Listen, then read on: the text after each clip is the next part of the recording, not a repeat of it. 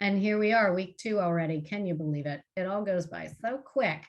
Before I dive in, because today we're talking fascia, and then we're going to go into talking about diseases, disorders, and the like. Any questions from last week as far as, yes, go ahead, Trina. On the SOAP notes, this is for my files, Yes. but on the assessment goals of the long-term, short-term, those are just what I think the person should have for goals. I think it's a combination of the two. You know, that's something you would write, is that the client is like, let's say the client got injured to the point where they can't play golf anymore. And that's like their main goal is, I just want to be able to play golf. So that's the long-term goal. Maybe in your observations, you note something else, like she has a really hard time getting on and off the floor. So a goal for you is to have her get on and off the floor with ease. Does that make sense? Yeah. And then the whole body health paper, is that also my That's for them. That's for them. That's a suggestion for them to, when they're assessing themselves. So when I suggested, you know, as a tip, you don't have to do it, you know, provide a journal as part of their journey, and say you can use this sheet of paper as a guide, or you could just use this sheet of paper, and if you want extra copies, I'll make you some. Something like that. Okay. And it's really for them to further assess, instead of just using a rest assess, a standing assessment, and a balance assessment. It's one more tool of like, so you come to me because you're in pain. Fair enough. But when we're going through the rest assessing, I'm going to have you put that on the shelf and just answer my questions. Do you sense your shoulder blades on the floor? Do you sense your back? You know, so we ask them not to talk about that stuff that bothers them, because it actually gets them out of their body. So we ask them very simple questions. That's the beauty of the rest assess, is that it actually like takes their agenda and puts it over here just for a minute. And it's like, I totally get that you're in pain, but I just want you to answer my questions. Try not to think about the pain right now, just answer the questions. So it's that, you know, that Jedi mind trick that Sue always talks about. She more refers to that in neurostrength, but I like to think it's a bit of a Jedi mind trick when they're doing the assessment, so that you could try to keep them focused on what you want. Okay. Yeah, because again, hi Denise, because some people really are so married to their issue that they just can't get out of their own way. So what you're trying to do is trying to divorce that, trying to be their divorce lawyer between themselves and their issue, you know. And some people will never want that divorce. They want to stay in that toxic relationship. And so that's where you just say, okay, well, I've given you everything you need. Let me know if you need some help. Okay, perfect. All right. So Denise, I was asking if anyone had any further questions from last week. And Jan had a question too. So if you have anything, raise your hand. Go ahead, Jan.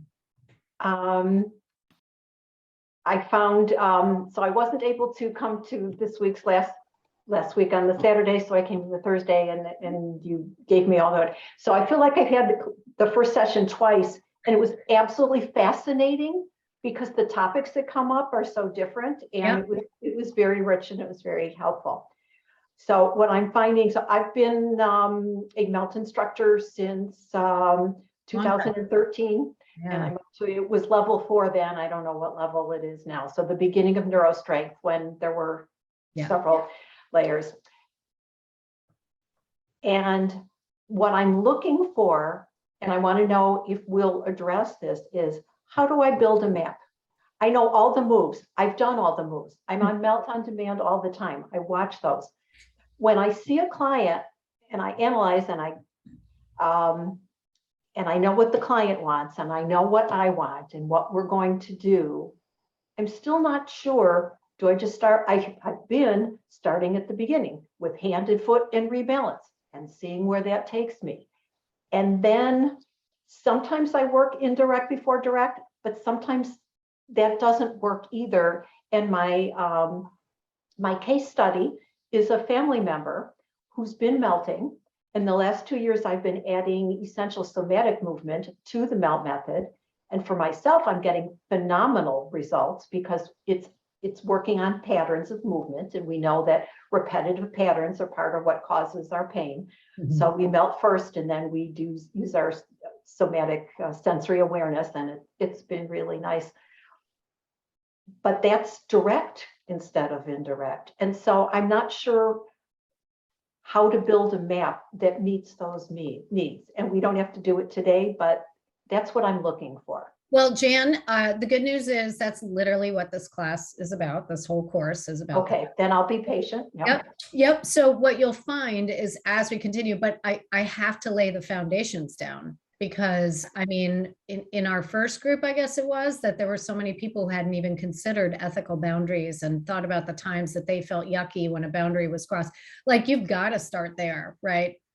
And it's amazing how I think, if you remember, who was it that said that in their Pilates training, they never had any kind of ethics training at all. And it's really, so starting with that is really, you know, like I said, it's the most important thing. If you don't have that down, it's kind of hard to build upon that. And that includes building a map.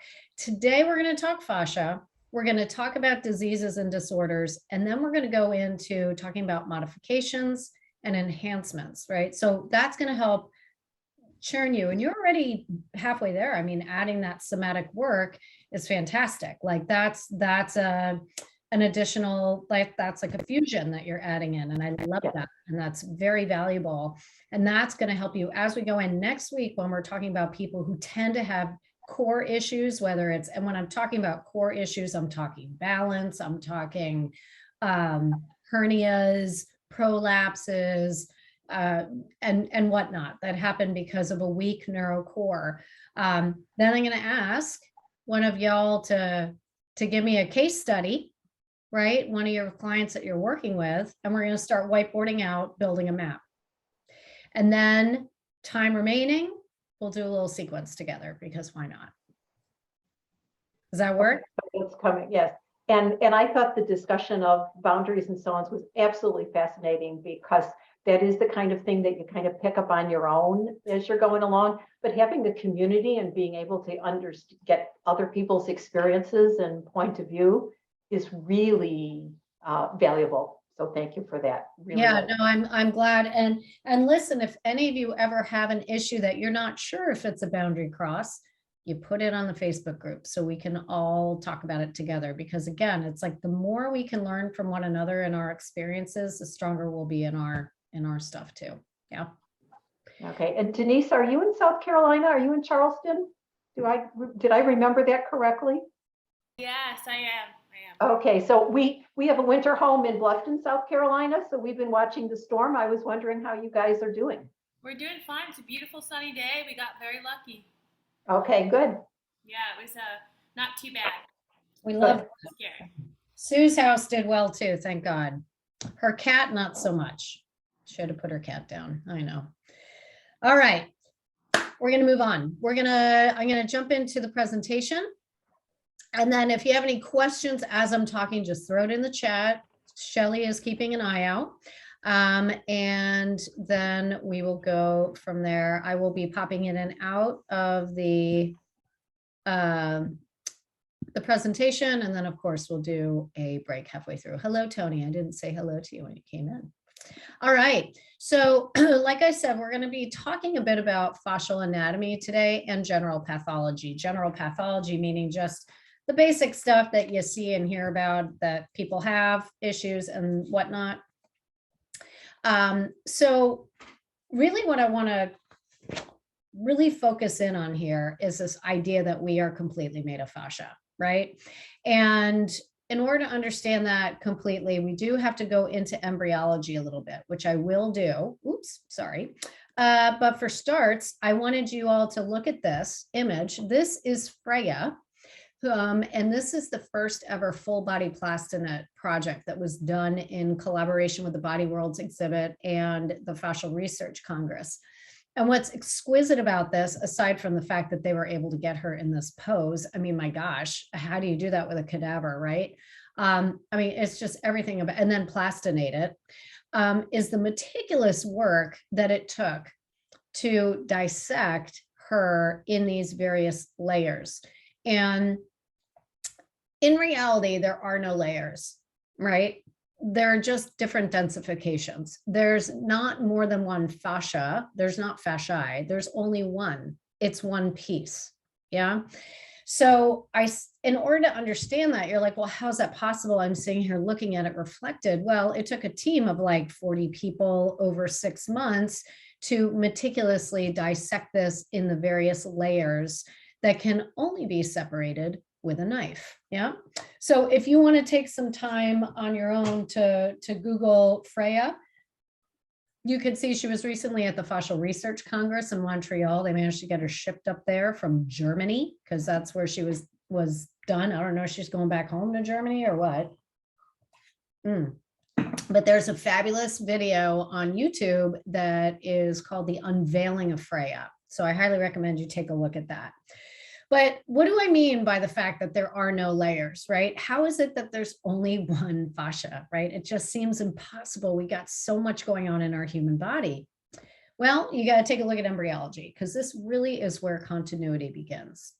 And it happens in the round. So if you remember, well, you don't remember the day, but we were a single-celled organism. Actually, you started as 2 cells. You started as a sperm and an egg, and then became a unicellular organism that multiplied. I remember last week I asked, what happens to the cell? And a couple of you said, it divides. And I said, nay, nay, there is no division ever in the body. There's only multiplication, which then begins shape-shifting. It begins enfolding in itself and invaginating. And with that, you get differentiation, specialization, and spatialization. That is a word, I could have put quotes around it. That is a Joanne Avison word referring to the fact that we have space, right? There are no empty spaces in the human body, not a single empty space. And if you take an organ out, it will fill. There's never an empty space, but there is spatialization. Everything has its place.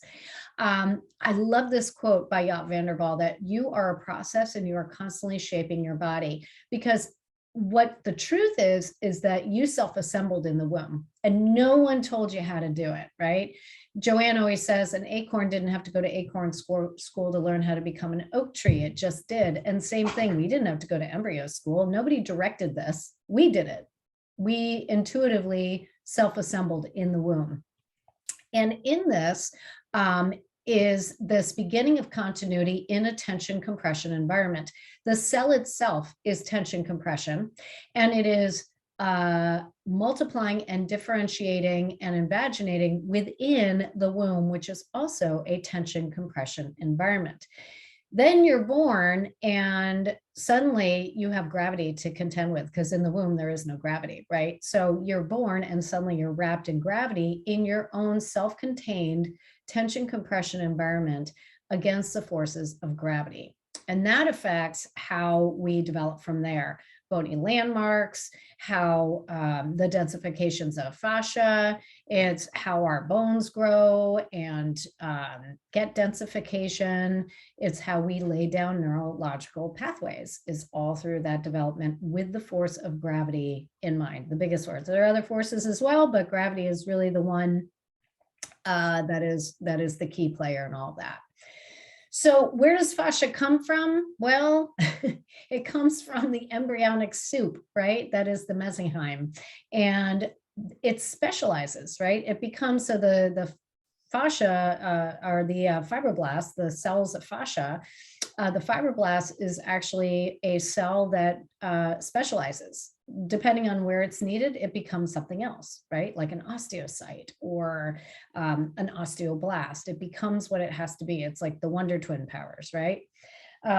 So this, as I said, is the beginning of continuity in a tension compression environment. So basically, everything is made from the same stuff to create fascia. So if we take a quick look at it, you could show this, something like this, to your clients to get them to understand what fascia is, because it is such a big concept. But you could separate it into 2 categories, fibrous and loose. And with the loose fascia, which is your superficial fascia. That's where the fat cells are. You have a lot of people who are like, oh, adipose, and then, they hate it, and the cellulite and all that. That's all part of superficial fascia.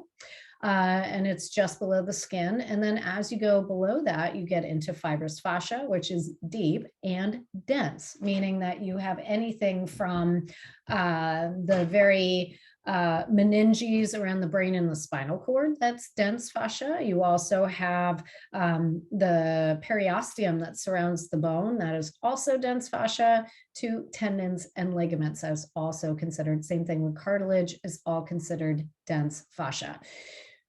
So this, what I find, and I always like to point out also, is that we have to remember is that the nervous system is invested within all of it, right?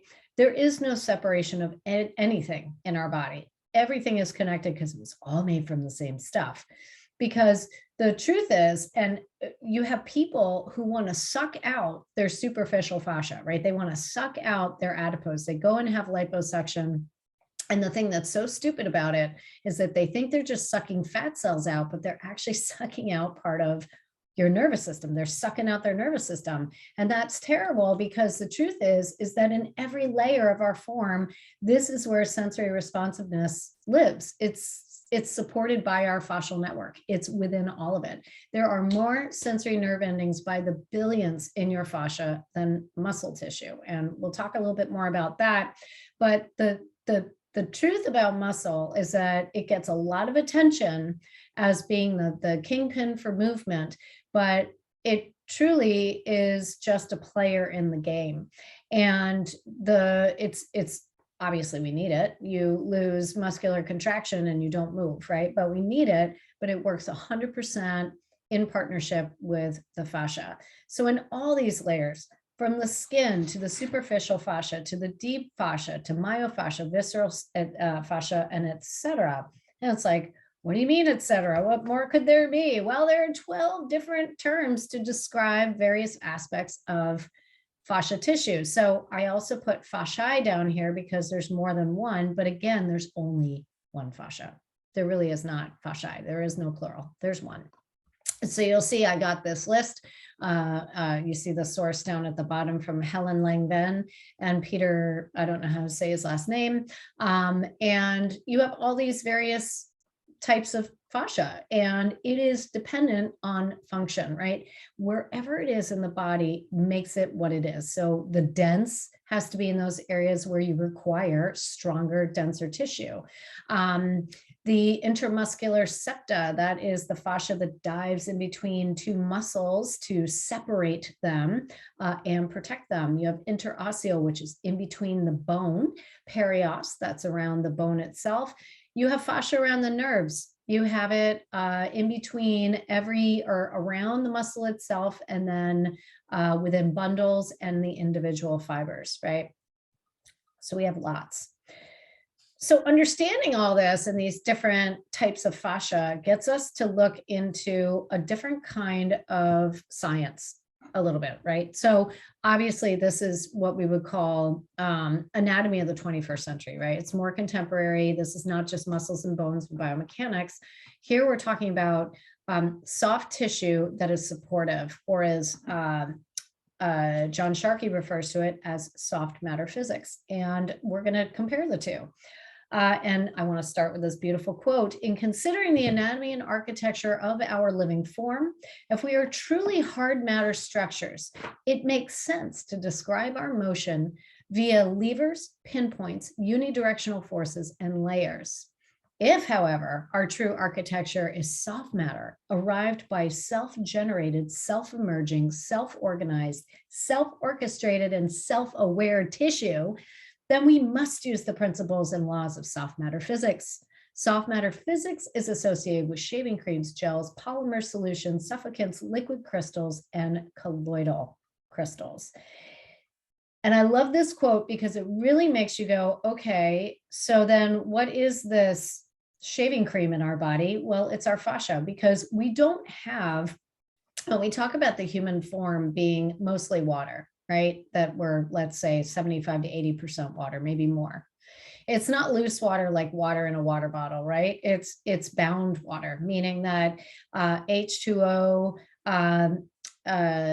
combines with other elements in our body to create this liquid crystal matrix like collagen and elastin, reticular fibers. It's all gooey and it's like egg, in some cases, it's like egg white, right? The only true fluid in the body is urine. That's it. Even blood is bound, right? It's not just H2O. There's no such thing in the body.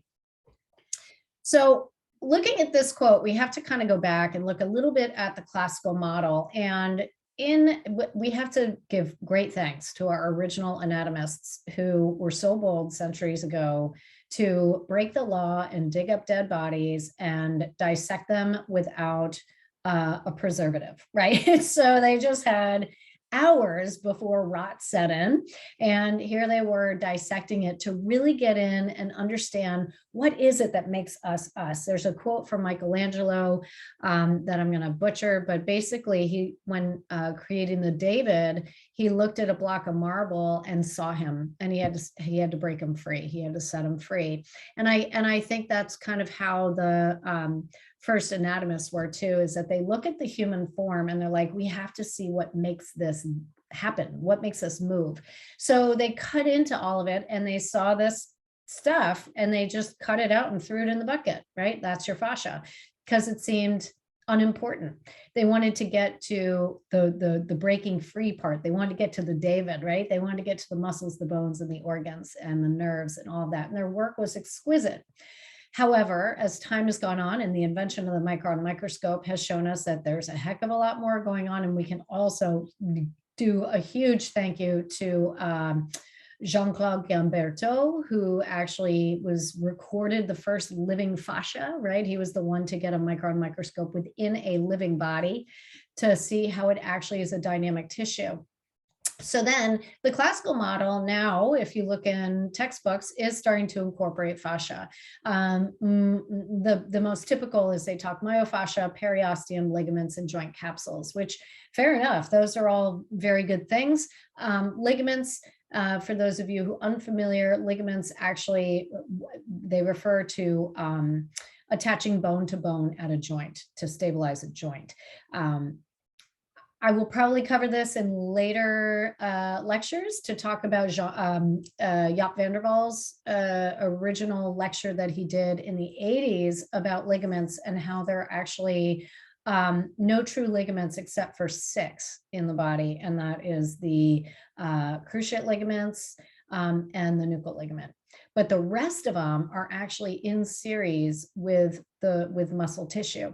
So to consider ligaments as this passive thing, again, it just goes against everything that fascia stands for. There's nothing passive about this tissue. So anyway, this is classical anatomy, and it's not that I'm saying ignore it. It's a lie. It's important to understand it. Just know that it's incomplete, right? I think the classical model is getting better, right? Especially with Neil Thies, who wrote that whole paper that ended up in the New York Times on the interstitium. What's funny about that is that he's a liver pathologist, and he was studying something completely different in regards to liver cells, and then stumbled upon, this tissue and said, oh, never seen before. It's like, excuse me, how insulting to the scientists who have been working so hard on it for decades. So anyway, they were a little mad at him at first, but now he's into the fold and he's become a very important part of the fascial science world. But this classical model remains, and fair enough, it's fine. Now, to put this classical model into motion and into movement, we look at biomechanics. So biomechanics, great concept, right? It's a model though. It's a model. It's not reality. We are not machines, because we are taking mechanical principles and applying them to human movement. And the father of biomechanics is a guy named Giovanni Borelli. And he actually was ahead of he was actually ahead of Newton's work. he came up with this whole idea of taking Galileo's concepts and applying it to human movement. So he calculated that the forces required for equilibrium in various joints of the human body were, appropriate, right? So thinking about like muscle contraction, right? The force of a muscle has to be greater than the thing that muscle is picking up, right? So if you do a dumbbell, right, a bicep curl, the muscle of the bicep has to have more force and strength than the weight that you're actually picking up, or else muscle contraction doesn't happen. So he really was the first one to understand this and put this idea and create the idea of levers, right? So levers being 2-bar open chain systems with an axis of rotation, that being the joint. Great idea, right? It really helps people to understand how bones move at a joint. The only problem is that there are no 2-bar open chains in the human form. It's impossible because everything is attached. And if this is confusing to you, just remember to go back to the embryo, because you were not born and then separately went back and had your arms and legs attached. If you had your arms and legs separated on a separate table, that would be a 2-bar open chain, but it doesn't really work unless it's attached to the body. So the whole concept of levers is a story, right? It's a model, it's a teaching tool. It's not reality. There are no levers in nonlinear biologic forms in the round. It's impossible, yeah? Okay, so in order to really understand this further, to add a layer, so if biomechanics isn't it, what is, right? So we got to look now at a more contemporary model, which now is looking at a 3-dimensional system, right? We're not lines, we're not even slings. Again, Anatomy Trains, fabulous model, right? But we're not lines, right? We're not single lines. We don't have a front line and a back line and a lateral line. Only if you dissect it. What that model shows is continuity in repetitive patterns of human movement. So it's a fabulous tool to use, especially to assess someone. And obviously we use it to help critically think what's going wrong in somebody so that we can apply MELT adequately, right? But it's important to keep in mind, there's one fascia, it's in the round, and it is a tension compression system. It is a force transmission system, which is important because in the classical model, they talk about how joints absorb shock. Okay, to a certain degree, but if it absorbed all the shock for every step that we took, your bones would break, right? Something else has to absorb and move those forces around, because the force of gravity is pretty intense. And when we land on the ground, it's equal and opposite until we add more load, like from walking to running, right? So the more we move, the more that force that comes back at us is going to be multiplied. Don't ask me those exact numbers. I don't know them off the top of my head. But the point is that you have force transmission that's going through the entire body. This tissue is also supported, protecting, and stabilizing, right? And it cannot be separated except with a knife. Now, if we really want to dive into it a little farther, we can look into what this tissue is made of. Now, I have connective tissue, AKA fascia here, because Sue uses them interchangeably. The classical model will tell you that fascia is a type of connective tissue, but not all connective tissue is fascia. And I have a prediction that in the next 6 to 10 years, everything will be fascia. I think that nomenclature is going to shift and change. So again, a simple way to look at fascia and what makes it up is that it's made of cells, gels, and fibers, right? So with your cells, of course, we know of the fabulous fibroblast.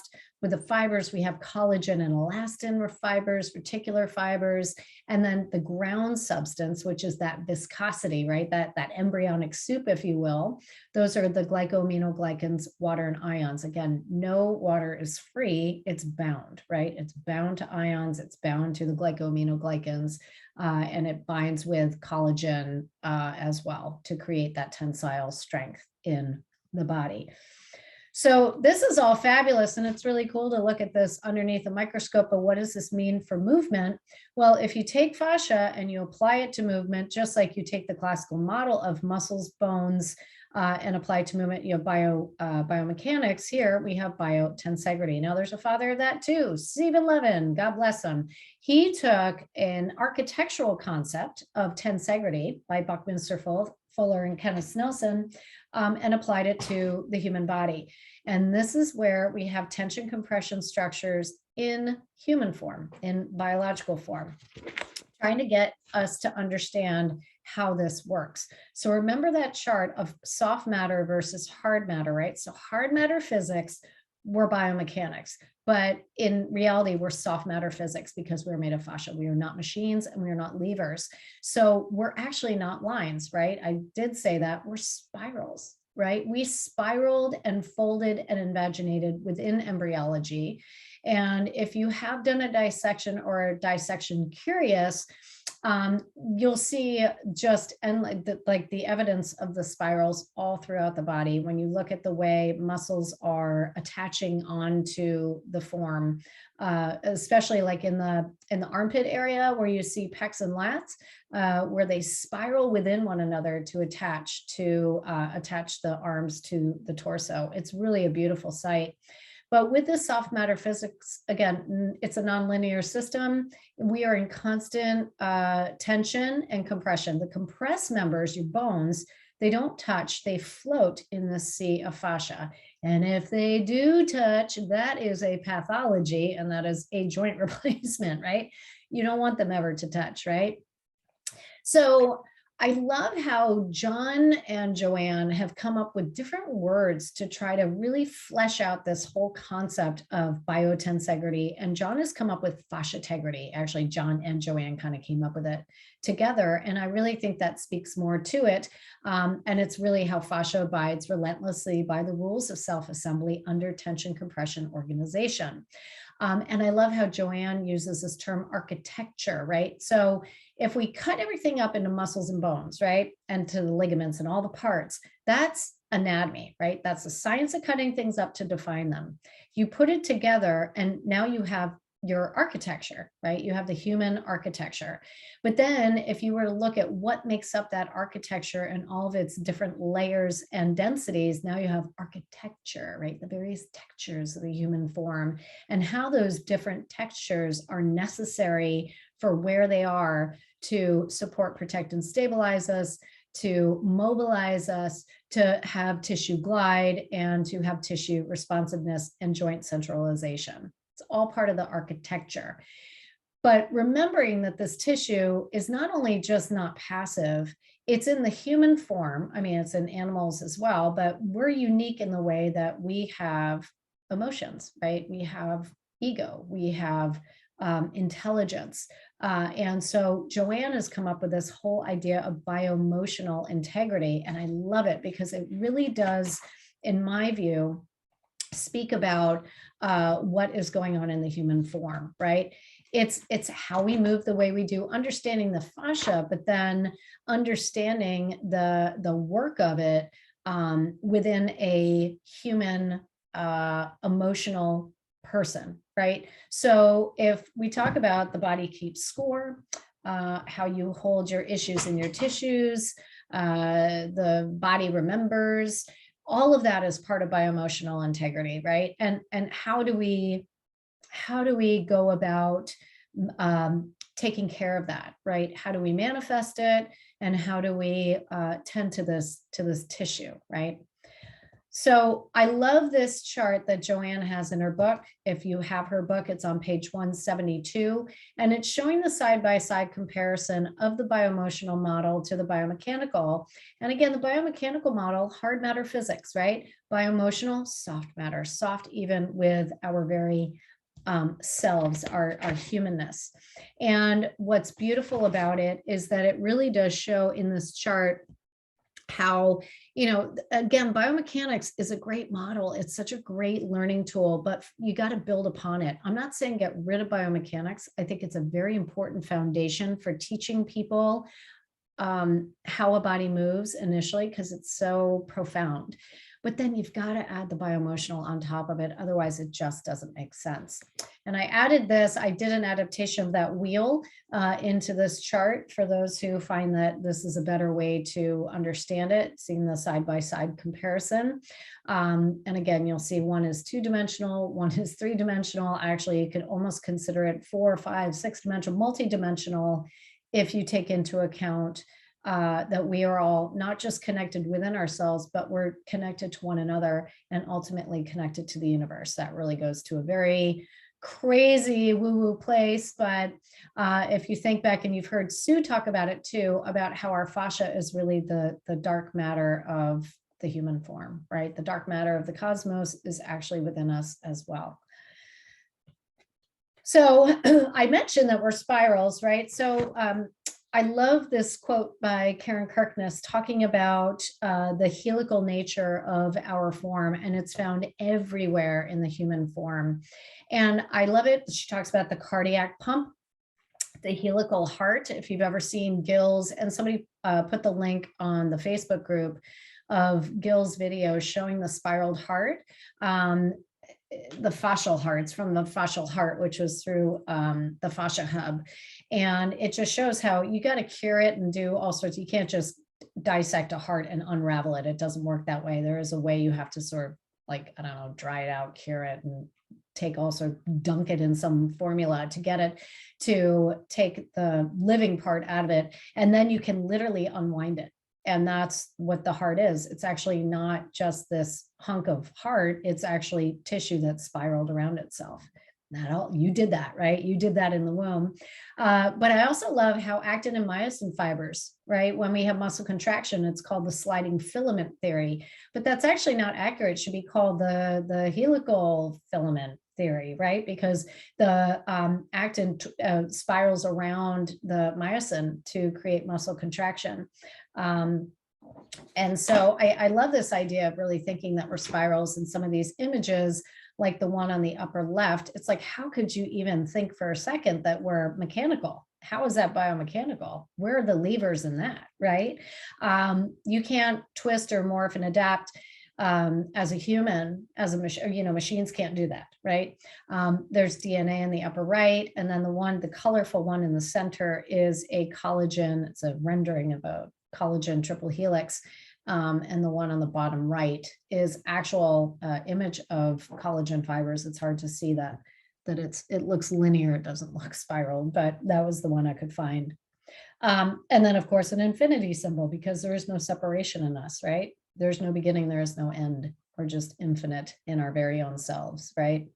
So something to also add on to this is, what is the role of fascia being supportive, protecting, and stabilizing, and what is its role with muscles, and how is it that we say things like fascia is muscle's bitch, or muscle is fascia's bitch rather, or fascia is a second-class citizen, or I'm sorry, I'm getting all confused. Muscles are a second-class citizen.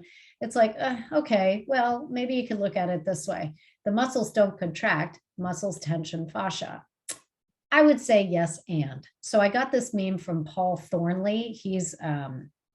He worked with John for many, many years, and he was at the dissection in London that I recently was at. He's a Pilates instructor who's fascial focused. He's very biotensegrol. That is his jam, right? And I love this because I say yes, and of course muscles contract, they have to, but they also have remember, it's 100% partnership between these two tissues, between these systems. And if you think about when we do the 3D breath, and you find that we talk about that cylindrical contraction, sure, fair enough, that does happen, but you also have a broadening of the fascial tissue around the hip bones, around the gut. Multifidus is contracting and helping tensioning thoracolumbar fascia. And you have your abdominal aponeurosis that is also tensing. When we talk about fascial contraction, it doesn't contract. That's actually the wrong word to make small, right? And actually, technically, muscles don't really get small at all. They never change in length. They just change in shape. So it's an interesting thing as science continues to really investigate all this, to see what's really going on in the human form, right? But the whole concept of muscle contractions, origins, and insertions, the classical model is not going away anytime soon, but it's a good thing if we can become bilingual to be able to speak both, especially when dealing with our clients, so that we understand what they're saying and we can translate in a different way. Because at the end of the day, the goal is whole body stability, right? So I love this chart of Sue's, and I tell her every time I see her, I say, I just freaking love that chart. I use it in my courses. Thank you so much. Because this really says everything about us in the round. Look, it's in the round, it's pie chart, right? But here's the thing, your clients are going to come to you with an issue. Usually it's structural. But here's the thing, if their structure is off, everything else in this pie is off. You have a shoulder injury, it's going to affect you emotionally, psychologically, chemically, neurologically, hormonally, and cellular. Same thing if you have chronic depression. You've heard that commercial that says depression hurts. Well, here you go. You've got this entire pie chart that if one aspect is off, it's going to throw off the whole pie chart. So our goal is to keep this chart, this pie, as whole as possible. We always want to maintain this integrity of whole body stability. That really is the goal. So that's what I have for now. Let me just jump out of this. I see a bunch of stuff in the chat. Let me see what you guys got. Oh, thank you, Shelley, for putting that in. Invagination. So Jan, invagination is literally like the cells just fold within themselves. That is what that word means. Oh, thank you, Shelley. She put in the definition. Action or process of being turned inside out. Yeah. So that's happening over and over and over again during embryology, which is what creates our organs and the various pockets that all of our muscles live in, right? Oh, and you put strolling under the skin there as well. Thank you. This is all just fabulous. Thank you, Shelley, working like the magician that you are behind the scenes. Any questions on what I just vomited on you? The difference between biomechanics, and biotenseggrity, and the like, classical contemporary anatomy. So I have a question, Amanda. It's got me thinking. So muscles are not connective tissue, but connective tissue can support muscles. Is that right? Correct. Okay. I mean, yeah, I guess, yeah, muscles, I don't think they put that in the connective tissue bucket. I know they say that blood is a connective tissue. They say bones are a connective tissue. Bones are fascia, by the way. It's crystallized, ossified fascia. And I have an article that I put on the group, but I'm going to find it and send it to you separately. So I don't want to forget that. Let me write that down right now. It was a great article. Maybe it's not in the group, that maybe that was something that Joyce had found about bone and how what goes on in the bone is much more profound, the science behind what happens in our skeletal system as far as nutrients. And we always knew that, the blood supply and obviously bone marrow and all of that. But if you look at really dive into what makes up a bone, it's fascia, because there are fibroblasts within bone tissue. Yeah. So it's funny because when we were at Red Mountain, Sue actually brought this up and said a lot of people in the, like the John Sharkeys are all saying bone is fascia. And she's like, I'm not sure about that. And I'm like, oh, I am. Because here's the thing, when a baby's born, do they have bones? Are you sure about that? Do they have ossified bones? Shelley, what do you think? You've had a bunch of babies. I think they're beginning to ossify, but they're not. What is that tissue called? What's it called if it's not a bone, what is it? Cartilage. Yeah, Julie. Yep. Yeah. Cartilage. Babies are all fascia and cartilage. If you drop them, they bounce, right? You don't drop them, of course. Of course, they have probably more in the skull, but to get through the birth canal, that got to be super bendy, right? Yep. So the cartilage is a type, cartilage is fascia, isn't it? So if that's the truth, it doesn't like become bone one day. It becomes bone over time. It lays that down over time through the forces of gravity. Crawling is very important. What's one that, along with neurological pathways, what else is crawling going to do for a baby, for their bones? Specifically, what part of the body? Spine. The spine, sure, but what else? Like, you're on your hands and knees, your kneecaps.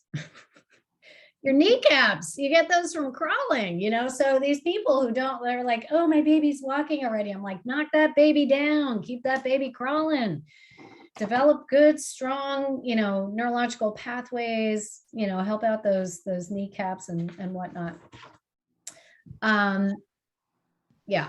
So any other questions? Yeah, go ahead, Trina. Yeah. So something that Amiko said there, she said muscles are not fascia, but fascia does run through all the muscle, right?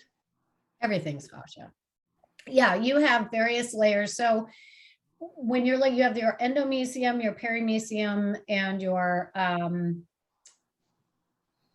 epimysium, right? It's epi is upon, that's the first layer. You have endo, it's in the middle, and peri is the deepest layer. So you have the muscle itself, and then the middle layer that surrounds the bundles, and then the actual fibers.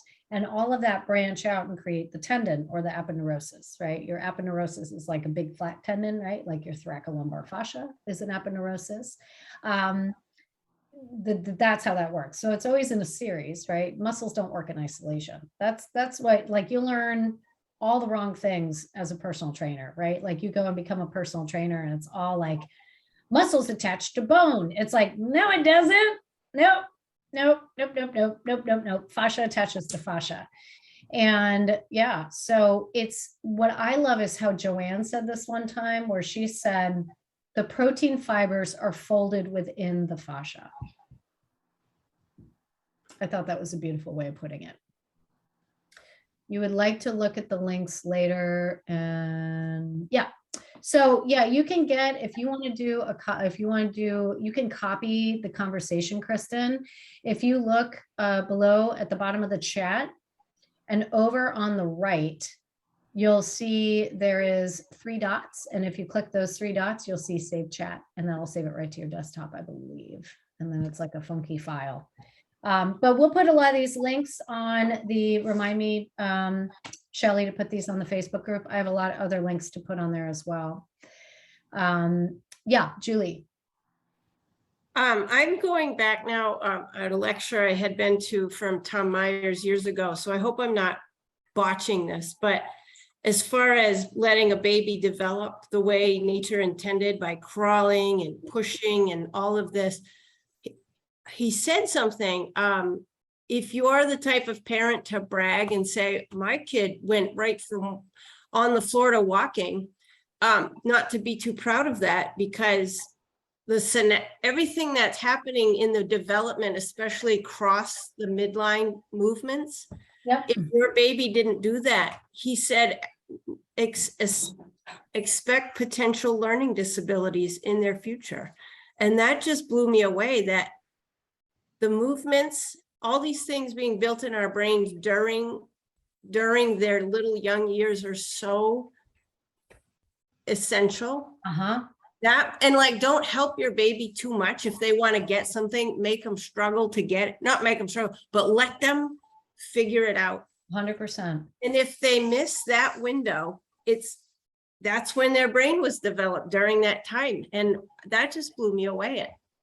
Yeah, the body-brain connection is connected, right? Again, everything, you start as a single cell. So to say that one doesn't matter from the other is silly, but that goes back to those, those early anatomists. And I'm going to butcher this one too. It's in Joanne's book, where she talks about how a deal was made to legalize dissection. And it was an agreement with the church, right? Where, and I can't remember which anatomist went to the Catholic Church and said, I want to make this legal. This is the way. He said, okay, fine. So science can own the body, but the church owns the soul. So that's where, like, the separation of soma and psyche happened way back then. And that paradigm is still, some people, that's still being taught right? That your emotions, your psychology, your all of that is somehow separate from who you are. It's like, what are you talking about? It's in me. That doesn't make any sense. How could it be separate, right?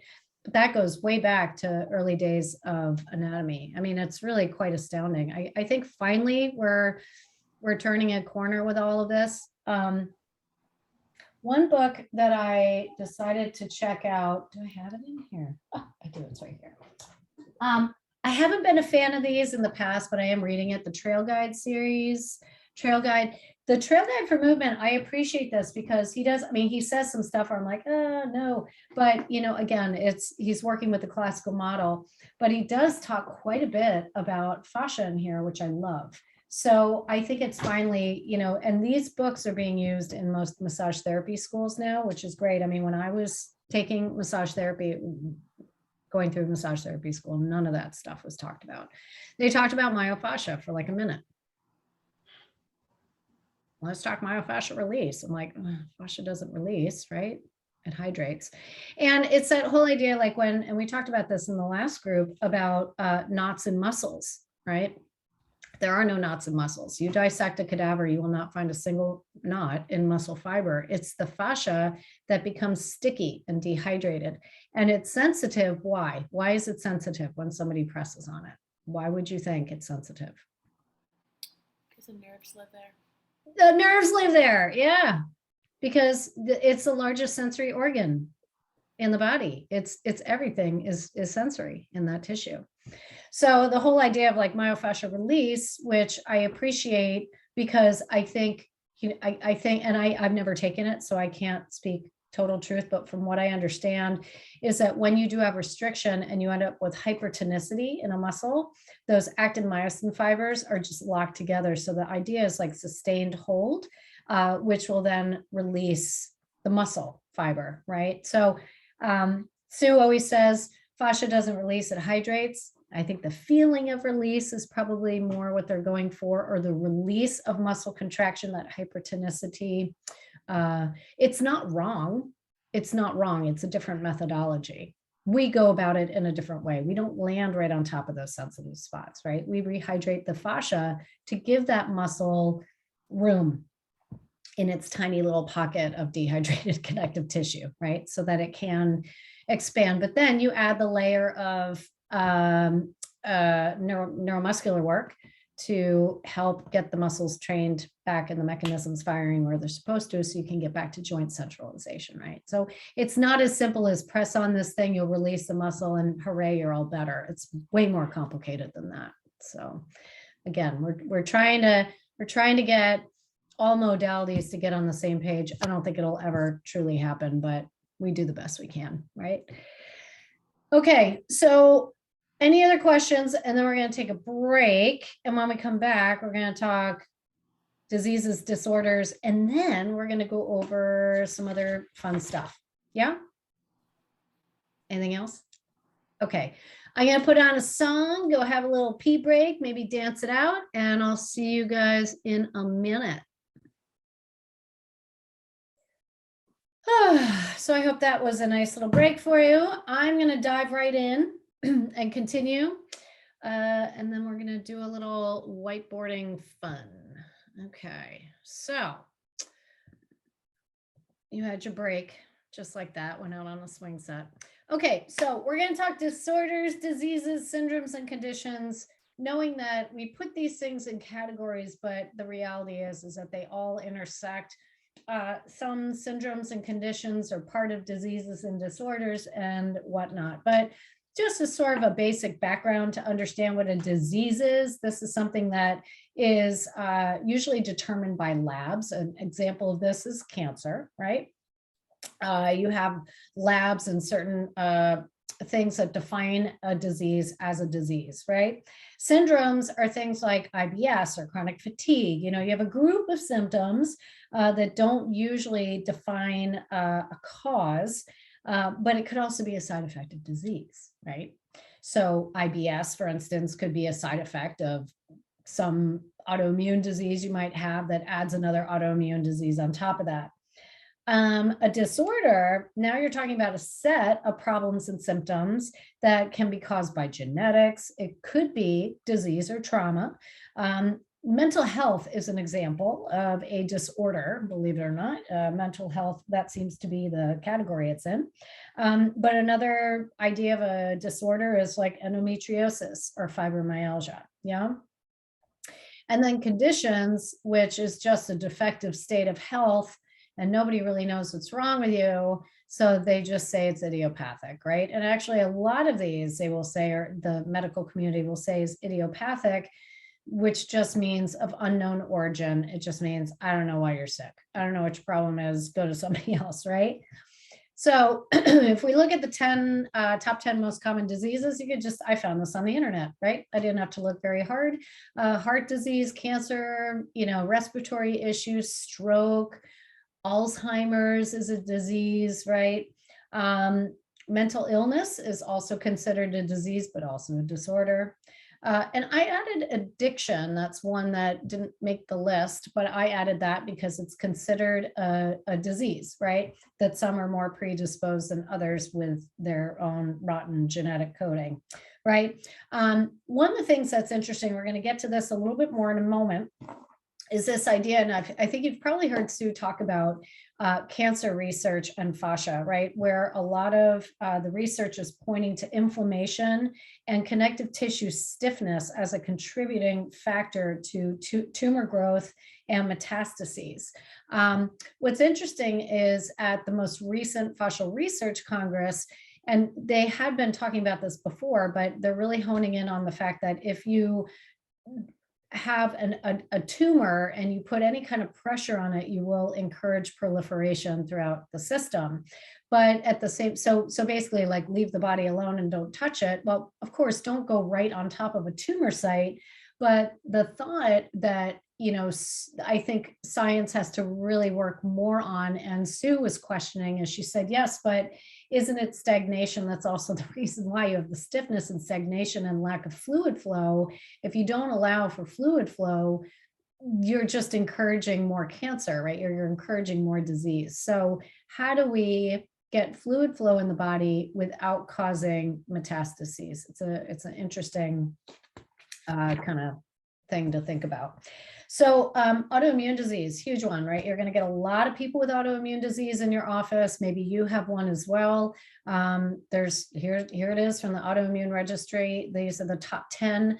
And again, these are considered idiopathic. Doctors don't know why people have immune systems that turn against themselves, right? There are functional medicine doctors who believe it's our environment, our food, toxicity, our mental health, stress, right? That can cause the immune system to, especially stress. Like when you look at diabetes, I went to, I grew up with a guy who his father died, and then his mother ended up with some weird con man after he had died. Well, they had gotten divorced, and then the dad died, and then all this drama happened, and he developed type 1 diabetes in his 20s when he was in college. I'm like, that seems, I always thought it was something you were just kind of born with, right? And diagnosed later, it was just crappy genetics. But I think, when you look at autoimmune diseases like this, the Western model says we don't know what's wrong with it, but we're going to treat it like it's an acute problem and give you meds, which then cause a host of other problems. If you go into functional medicine, I can usually get a little bit more into the root cause. And part of that functional medicine is what we do with MELT. MELT, you could put, it's technically CAM, right? But complementary and alternative medicine. But it's really getting to the root cause, or how we do it is just by rehydrating connective tissue and seeing what happens, how the body responds. And there's no black and white outcome. It's unique and different for every human being, as is everything in our bodies, including how we manifest disease. Yeah.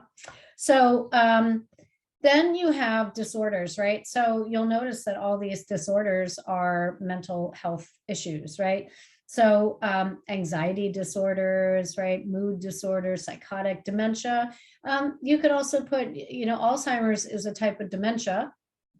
So it is also known, Alzheimer's is a disease, but That's also a disorder. So I told you these things don't necessarily make sense. They all intersect on top of each other. So what would you call these illnesses? Who, looking at this list, what would you call these? Somebody unmute and tell me what you would call them.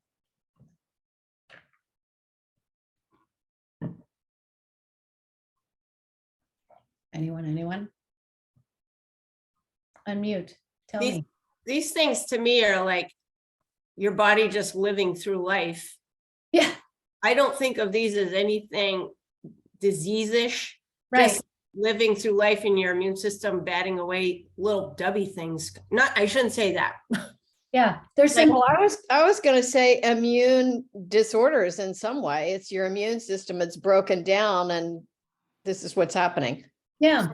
Symptoms. Yeah, symptoms. There's symptoms. There's symptoms of other things. Maybe it's a symptom of a bad day. It's a symptom of getting the rhinovirus. It's a symptom of talking too much, right? A sore throat doesn't necessarily mean you have a cold, right?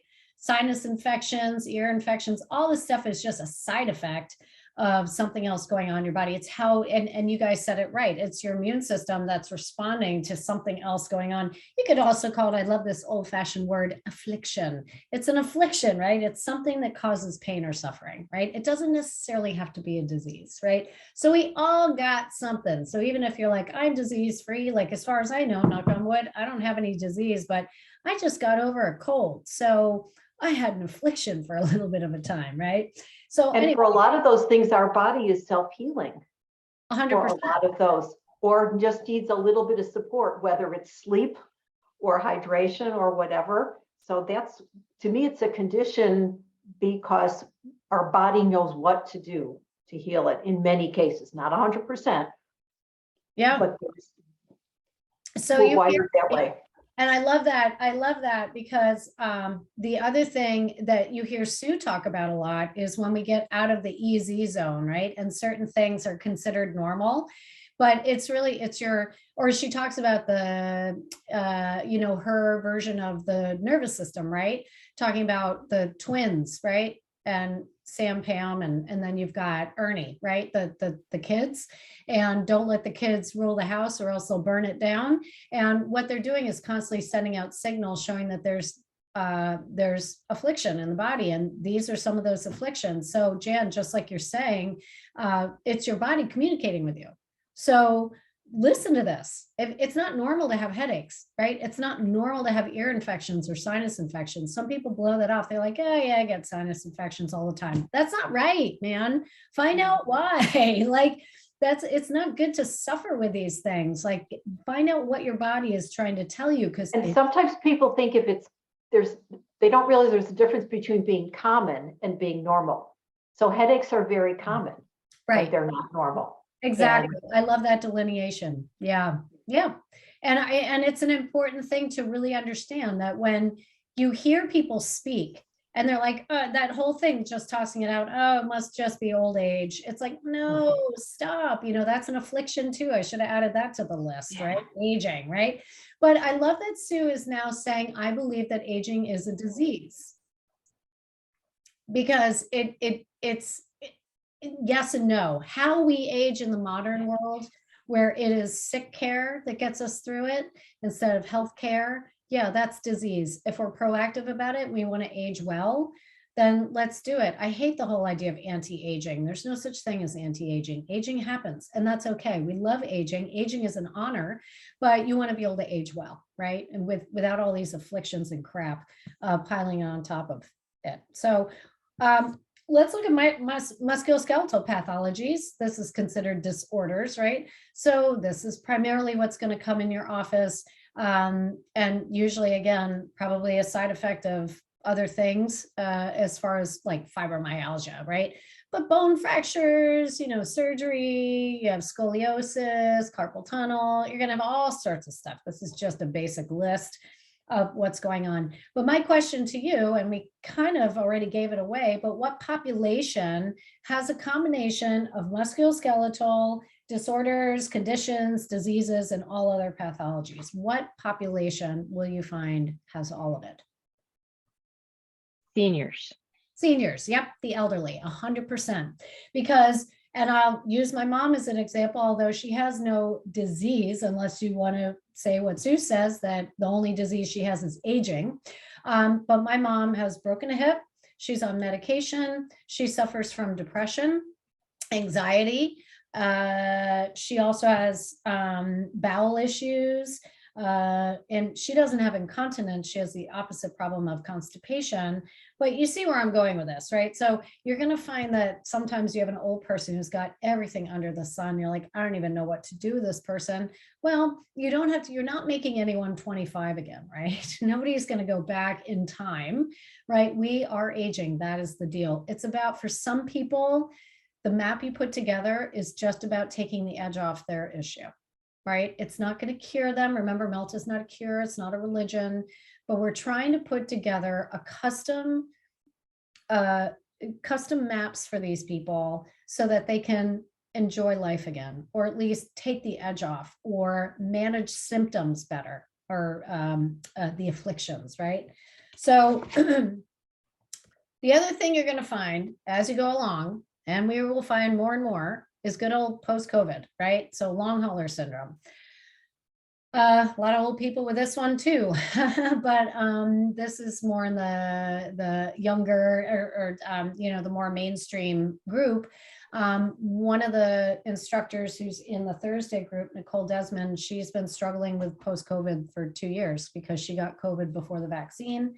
And she really struggles with a litany of things, and sometimes stuff comes out of the blue that makes no sense, right? Like a hip issue, and it's just, it seems unrelated, but it comes out of nowhere, so it's got to be related, right? So you have this huge list, right? And the multi-organ effects of COVID, right? Where the Centers for Disease Control talk about all this, where it could be as mild as just aches and pains and some brain fog, but then there are people who actually have permanent scarring on their lungs. They're going to have organ damage for the rest of their life, a lot of inflammation. It's full body inflammation. That's what COVID is, right? So what's interesting as well, and I'm going to email you all the research paper. I wanted to wait until the Saturday group, but it's also on the Facebook group, is this paper that John Sharkey wrote a couple of years ago, back in 2021, so last year, about what they're finding with COVID, right? And how that relates to fascial science. So what I love here is this first bullet that talks about the SARS-CoV-2 mechanism, right? That gets into the body through the mucous membranes, and that the receptor is this ACE2, right? So what's interesting is that our fascial tissue has those, has ACE2 mRNA in our mucosa. And so that just kind of explains like the fascination and the linkage between the two. But now you've got, you've got fascia that is ubiquitous, right? It's throughout, it's one fascia, everything is made from the same stuff, right? But what is, I think, profound about all of this is the idea that where there's weakness in the tissue, right? Where there is a lack of slide and glide in the tissue, or not slide, just glide of the tissue, a weakness in the fascial system, that seems to be where the manifestation of disease is. Remember the cancer thing, right? That is what science is showing. Well, why wouldn't it be the same for COVID, right? So it's interesting if you think about how some people manifested COVID with just the cold symptoms, or the gut issues, or maybe they all had, some people would just randomly have a stroke. Could that be because of a weakness in that fascial system? And what would that weakness be? What diseases did they, or predispositions that they have that they may or may not have even known that they had in their tissue or in their body, right? Things that we consider quote unquote normal, which are not normal, but they're everyday, like you were saying, Jan. Well, how about those not so normal things are actually going to be the thing, if you end up with COVID, causing you the most problems? It's really an interesting thought. So the idea here is, if by treating the fascia, getting glide back into the tissues, getting fluid flow back into the body is showing to be a more positive way to help manage long COVID, to maybe help mitigate it entirely. I don't know. I also propose IV nutrition. I think getting vitamins in the body is a really great way to go as well, just to help with the immune system. So we're poised as MELT instructors to really help with this whole post-COVID thing, especially with a burdened medical community, right? So we have a great responsibility, I think, to really help somebody with post-COVID. Somebody has those lung issues, you know, getting them started, sure, with the basics, but then getting them through that respiratory map, which Sue created because she had COVID. And she had that same glass in the chest and everything. And this is a woman who's as healthy as they come. But, you know, that disease is no joke, and it did not discriminate. But how she treated it every single day doing sternal decompress did the trick for her. She never had any permanent damage to her lungs. So really, it's just fabulous that we have this ability to really help people. So we have MELT solutions, right? If we come with problems, I give you a whole bunch of problems. Don't just give me problems, give me solutions. So you got to ask lots of questions, right? We covered this in week 1, where we talked about, you know, all the information gathering that you do, and you're going to be asking questions every single time you see them, right? You're always going to dig. You're always, I mean, without being intrusive, remember your boundaries, remember the 4 agreements. You got to be mindful in how you dig.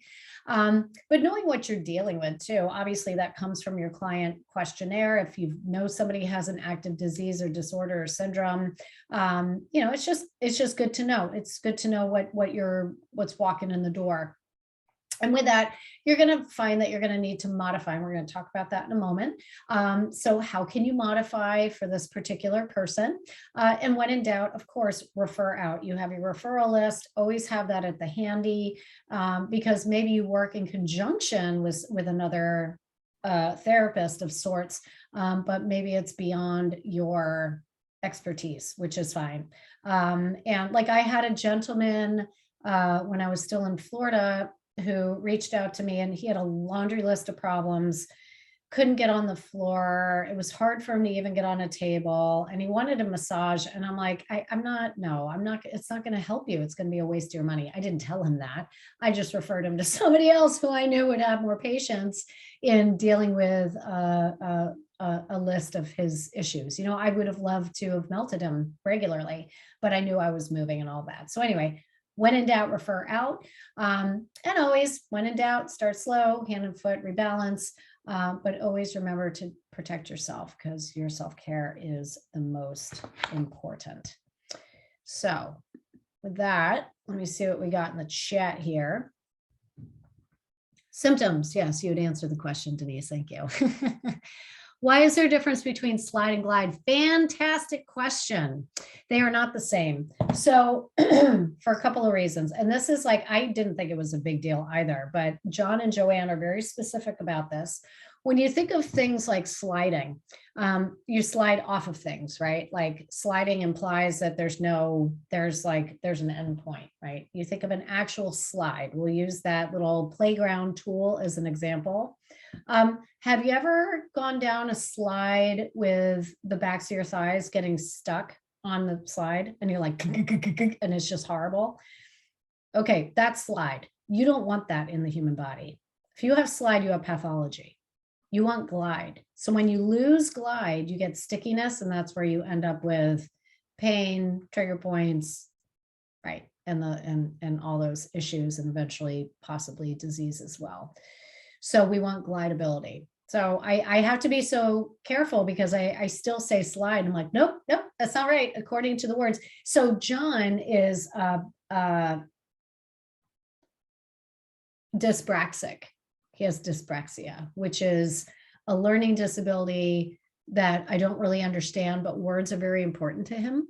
And so he's very literal. Like if he hears a word, he looks it up and he makes sure it's properly used. Otherwise, it doesn't make sense and you're sending the wrong message. So it's like, I don't know if it's like a cognitive OCD of sorts. I'm not sure, but he always says, like, I'm dyspraxic, so you know, words matter, and so there is no slide, there's only glide. So does that help? Yeah. Excuse me. Anything else? Any other questions about what we just went over as far as diseases and all that? Nope. Okay. So now let's move on to our little whiteboard. We're going to do a little whiteboarding and we're going to talk about all sorts of fun stuff like modifications. So this is from Thursday's group. So I got some additional writing in here. I was like, why reinvent the wheel? I might as well just keep it as this. Okay. So when we are talking about modifying for our people, modifications are really important. You're going to get a lot of people who need them on the regular. So there's so many different ways to modify. You've got a chair and a table. Like when you do the hand treatment, you do it right at a dining room table, right? I'll even give you a pro tip. I learned this the hard way, if you will. I was at an event that had an outdoor pavilion. I was going to do the hand treatment, but I didn't want everybody on the ground because it was cold. But all I had were folding chairs. So I had people sit in a folding chair and do the hand treatment on another folding chair facing them. So they were two folding chairs facing each other. So that's a fun little pro tip. If you're ever in a pickle like that and you want to do the hand treatment and all you have are folding chairs, voila, you got a little idea here. What I love about a chair is what else can you do in a chair? What moves can you do in a chair?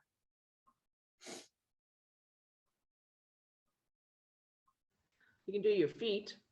You can do your feet. Yeah, do your foot treatment. What else? Inner thigh. Yeah, you could do inner thigh shear. That's right. So you could do feet, inner thigh.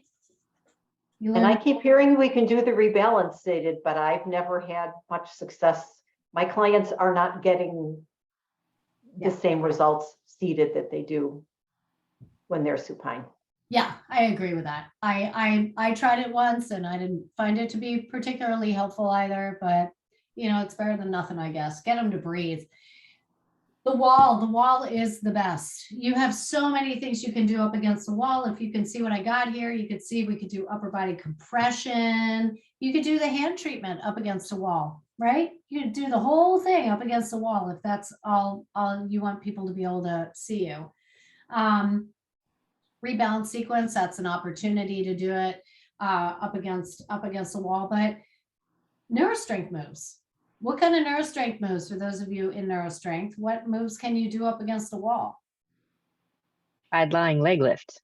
That's right, side lying leg lift. What else? We got to move on from, and now we're getting into level 4 stuff here. So I've done arm and hammer on the wall. you have. Yeah, with the roller behind standing because I have a client who gets nauseous when she lies down. So. That is brilliant. I love that. Arm and hammer. What else? Sternal decompress. Yeah, you do sternal decompress. What else? Think of the standing moves. There's a hip, I forgot what it's Side called. hip hero. Yeah, Side that's hip an hero. actual move. That's not a modification though. Give me a modification. Oh. It's another standing move that has a modification. Tony, you take my class all the time. I haven't done it up against a wall, but what's one of the things I love? Clearly, I haven't done against a wall because I don't remember it. But what's one of the things that's a move that I use as an assessment Okay. when we're standing? Standing balance? Releve. Okay. Releve. What's one of the compensations people do when they're doing releve, when they don't do it right? Lean forward. What's that? Lean forward. They lean forward, they shift their hips, right? So you throw a roller behind their back to keep them honest. You could face the wall, but you could also do it behind them. You put a travel roller, performance roller behind their upper back, and they go to do releve. If they were to pitch forward, they lose the roller, right?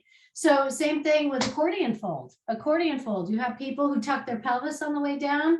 You put that performance roller behind their pelvis, and when they go down into accordion fold to get their booty kind of going under the roller, right? So the wall is a fabulous tool. You could do a whole series for those of you looking for new ideas. You could do an entire wall class if you've got that kind of a space. So Baby gates are off, people. Get creative. Use the wall to your advantage.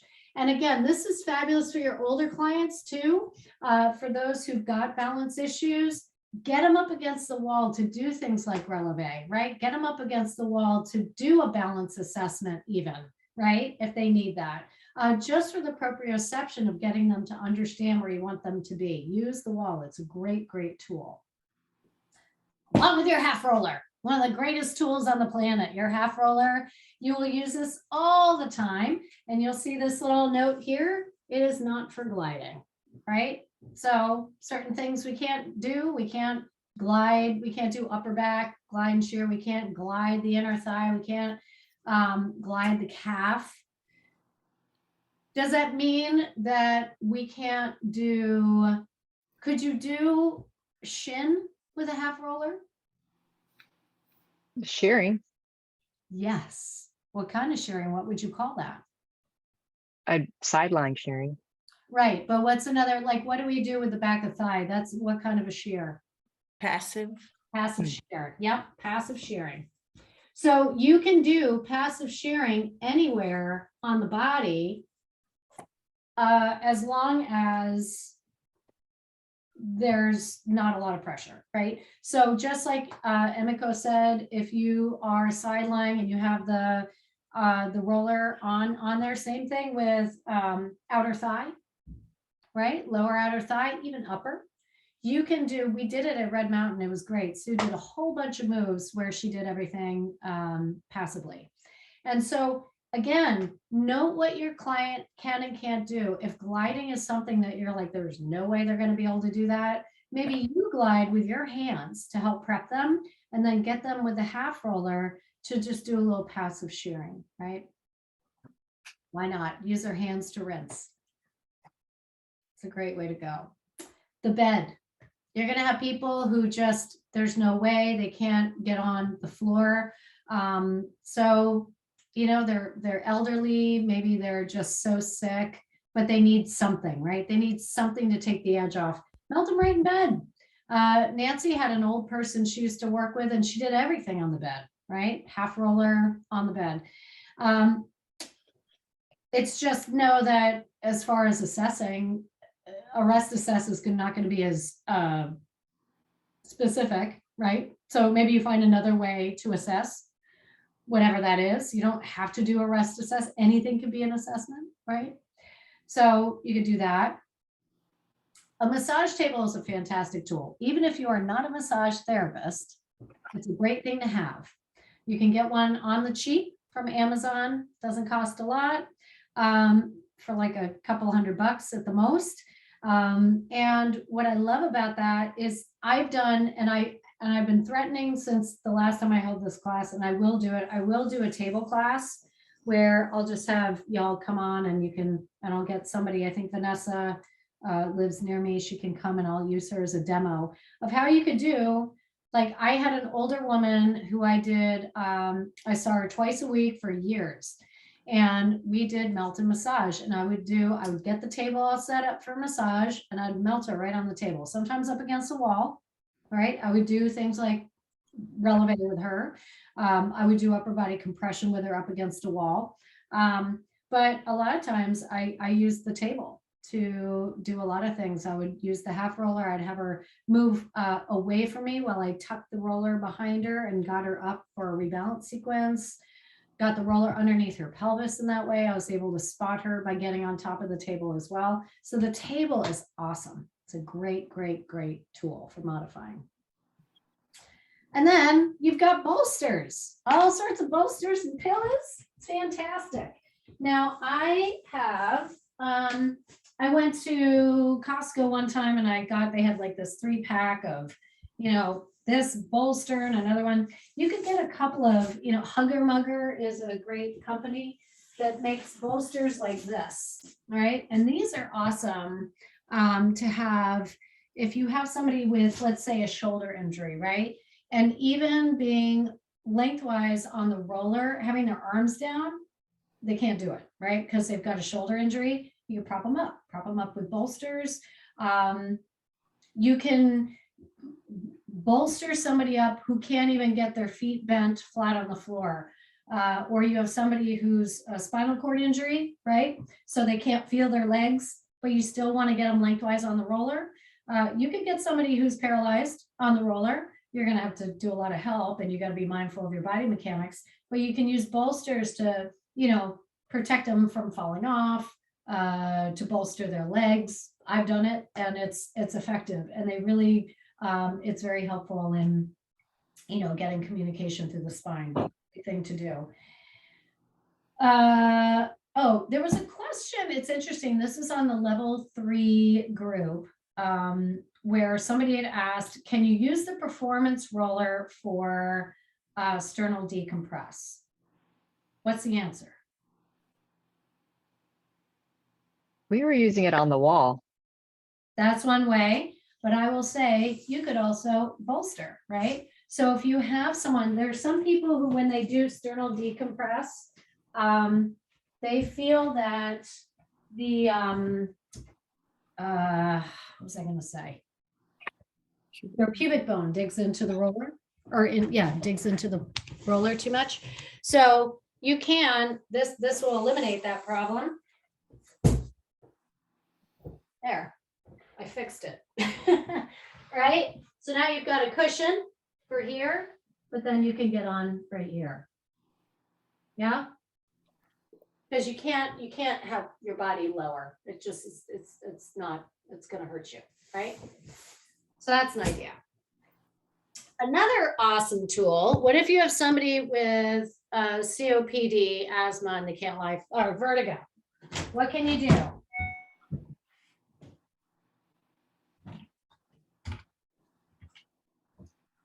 I'm getting the answer. Huh? Put a bolster under behind the torso if they're doing like leg compression. Mm-hmm. Raise them up. Get one of these. The wedge.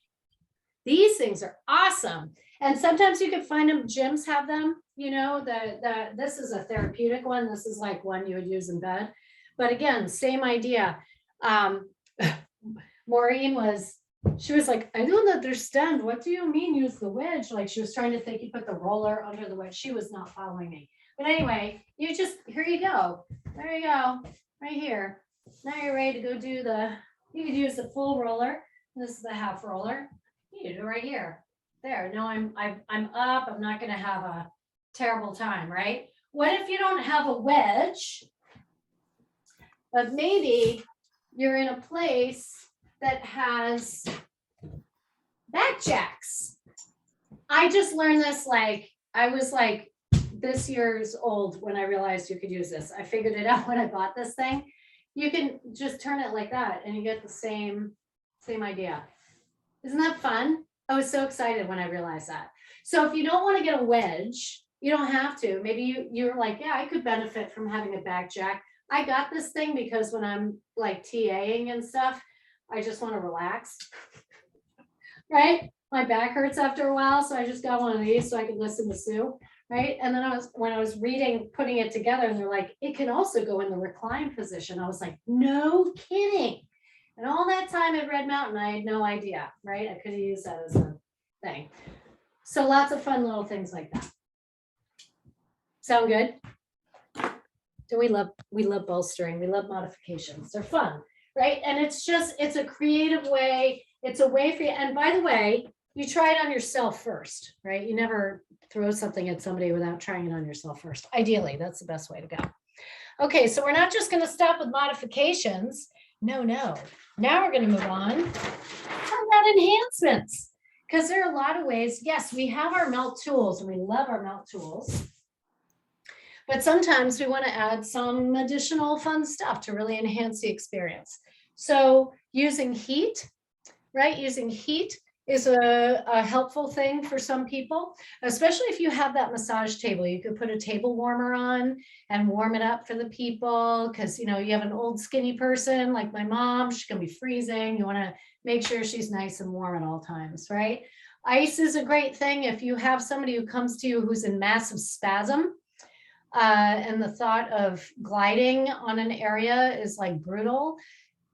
You could always do a little, I can't tell you the amount of times in my massage practice, I've had people come in, they're like, oh, I threw my back out. And I want to be like, then go home, take some Advil and wait it out and come see me when it's calmed down. Like getting a massage is just going to, it's inflammation. You're just going to create more inflammation, right? So what I did was, because I was in a spa and I had to do it, is I would ice the area and work on something else. And then I'd go back and try to work out the area. And sometimes it really did the trick.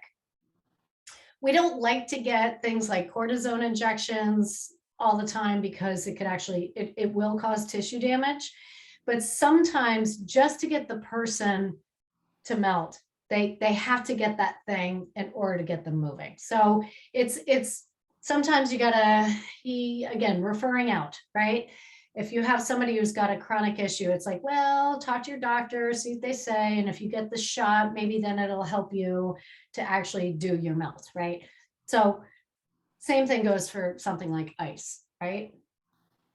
Vibration, I love vibration. Vibration is fabulous. If you've ever, does anybody have one of these, the BFF body buffer? Anybody? Yep, this thing is fantastic.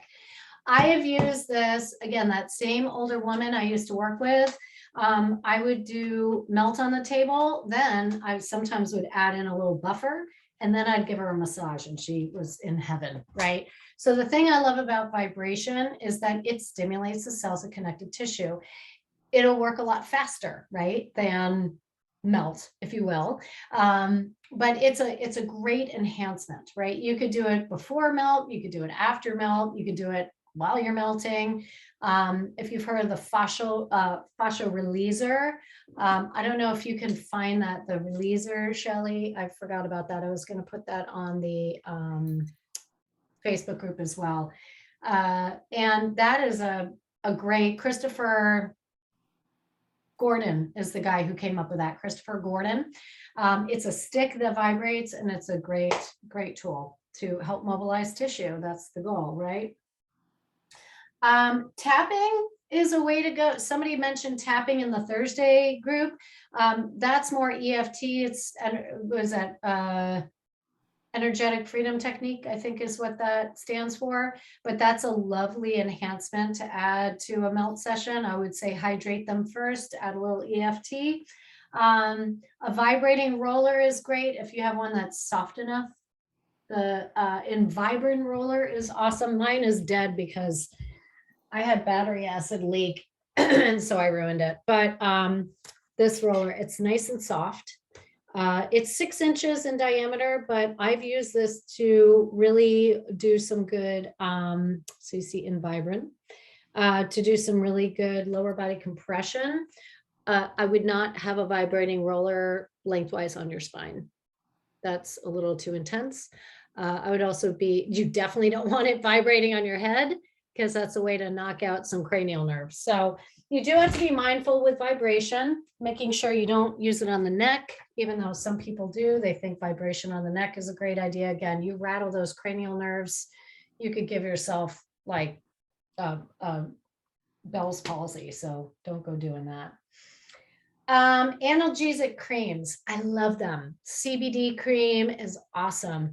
Putting that on after you've had a session with someone, it's a great way to close out a session if you're licensed to touch or you've been given permission to touch, to help massage a cream into somebody if they've got knee issues and you did a really great map to help restore some stability in their pelvis, to help take the pressure off the knees, and then just finish it off with a little massage of CBD cream on their knee. It's just such a nice little gift, you know? I love that. And I love essential oils. I think if you have a group and you like to diffuse and nobody's too offended by it, if you know your group and you know everybody can tolerate it and isn't allergic to anything. If you have somebody who's got seizures, you don't want to be diffusing eucalyptus. That actually can trigger a seizure. If you're unsure about the safety of essential oils, there is a book called Essential Oil Safety. It's basically like $100 book full of research of what's safe and unsafe based on chemistry. So I'm just throwing that out there. So just be mindful with essential oils. And then music. Music is a great thing to incorporate. Did any of you get the Journey box? I think you did, Shelley. Didn't you get a Journey box? I love my Journey box. So this, if you haven't seen, You can get it online. Again, Shelley, you might have to put a link down, the Journey Box link. And you can use the code MELT15 to get 15% off. It comes out to about $100. And the guy who created this is a friend of Sue's, and it's got certain frequencies, vibrational frequencies, which, you know, there's the belief that vibrational frequencies make a difference in our cells. So this has about 3 hours worth of different music on it. It's just the coolest damn thing. I did like a 90-minute map on myself with this the whole time, and I just was on another planet. So it's a really great thing to use. I got to put a little thing out there with that Journey Box. So I got mine, and if you know how you take the plastic pieces off of the feet part. I don't know if you did, because there's a little plastic piece. Oh yeah, look at that. I didn't know that. Thank you. So Thanks, Tina. take those off, and then when it sits on the floor, you get more vibration onto the floor. Oh. Because my dog was just diagnosed with actually lung cancer. She has, yeah, it's really sad. So what I did was I put that thing on the floor and I had it going, and you could feel the vibration on my feet, and she could lay on the floor and she could get that vibration. So, but I mean, yeah, it's really cool. I love mine. I love that. Kristen, I wouldn't say so, no, because it can't hook up to a speaker. But you can, YouTube has a lot of videos with various frequencies that you can find, and that's free if you wanted to do that. Another idea is, I don't know if any of you know Tanya Clark. She's a advanced melt instructor. She's more, and she's a very accomplished sound healer. Her website is thedancingsoul.com, and she has incorporated sound healing with melt, and it is amazing. So I think Sue's going to see about having her. She's going to be at Carrie's retreat. So if any of you are going to Florida for Carrie's retreat, Tanya will be doing a session.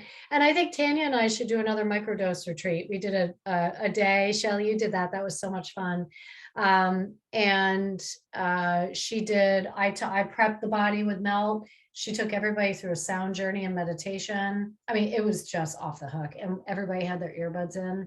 You did that, Denise? Didn't you do that one? Yeah, that's what I thought. It's formative. It's people were just did it afterwards. They were just like, what just happened? Melt with the music, the sound, because you're receiving the vibration to your ultimate potential because you've got that fluid exchange. So your sensory system is really on to capture it all. It's pretty amazing. Yeah, I love that. Yeah. So we'll have to do that again because that was so much fun, even though people are starting to do stuff in person. Emiko, I just did a crystal sound bath at the end of my in-person melt. Oh, good for you. It's so good. Yeah, it's so good. Tanya does hers virtually, and you're like, how can that even be valuable? She's got like literally 6 microphones. She had a professional sound engineer hook it all up for her. And the sound is, you'd think she was in the room with you. So just letting you know.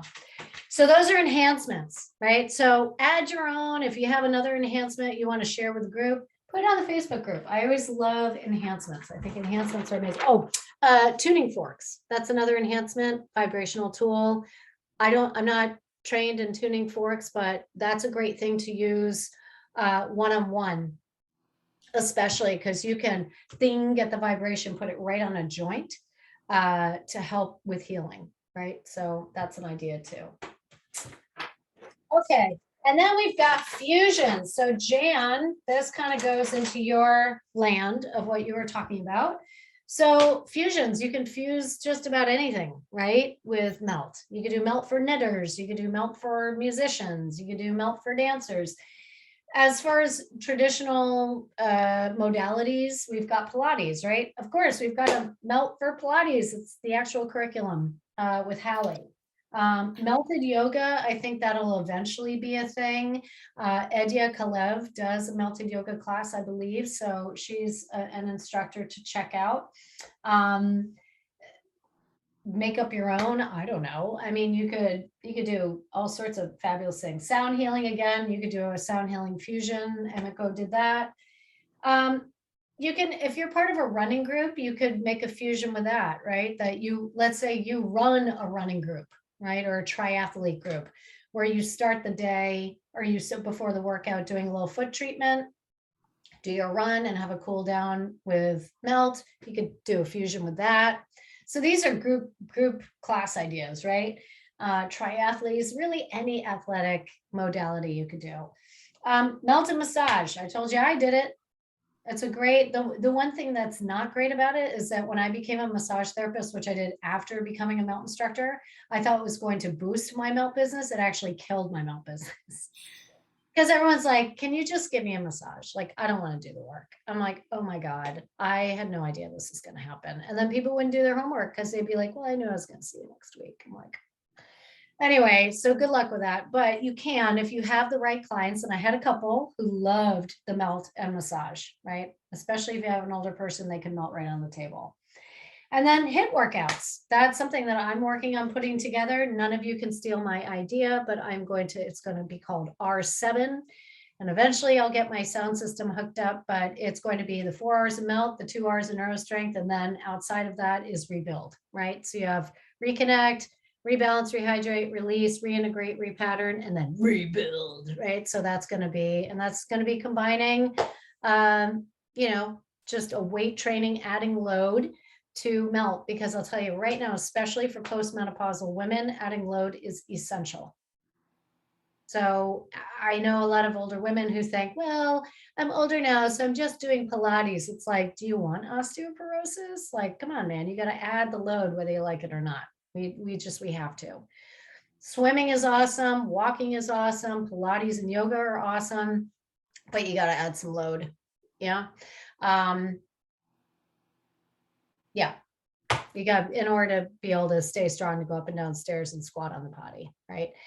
I would even say add getting on and off the floor irregular with your people. Being able to get on and off the floor is a big sign of health. So for those who have trouble getting on and off the floor, don't accommodate them too much. Let them, Laura Hilliard, I love that woman. She has a group of women who she protected and said, oh, they can't get on the floor. They can't get on the floor. She took this course in January and I told her, I said, you need to progress them onto the floor. Make that a goal, that your goal with this group is to get them on the floor, because you need to be able to get up and off the floor. It's very important to be able to do. So my 89-year-old mom who broke a hip still gets on the floor and looks under the bed for a stupid cat. So I'm grateful for that, right?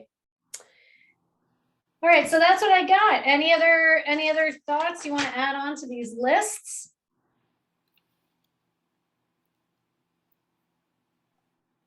Amanda, Julie had a question about the time you use vibration before you melt. Is there a kind of an amount of time that you should use a vibrational tool before you melt? Yeah, I mean, get in and get out, right? Even more so. Think like, as long as you would be in one area for about as long as you'd be on the shin, right?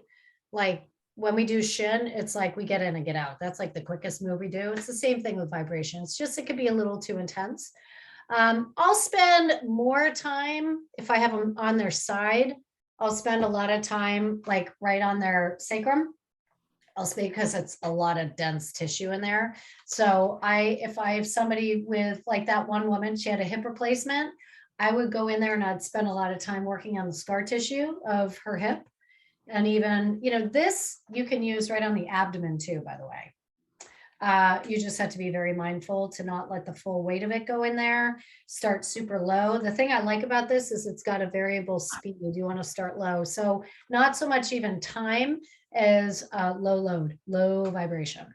Like you don't want to be going hot to trot really high. Those guns, I don't like those guns. Those massage guns, I hate those things. I think they're too intense. They hurt me holding it. I don't like it, but that's me. I have a biomat with an acoustic mat underneath it. I don't know if you've heard of biomat, but it's an infrared heating pad.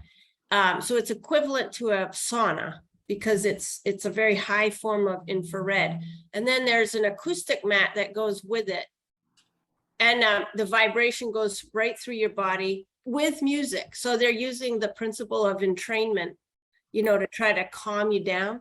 Yeah, I love But that. that people have sessions on that for, you know, an hour or so. I have one guy who wants a whole hour of that before his massage, and we've definitely noticed a better result with massage on him. But it's interesting to me too, as far as like how long with the vibration. Of course, a vibration he's using for kind of a different reason. It's more for relaxing, you know, things like. Yeah.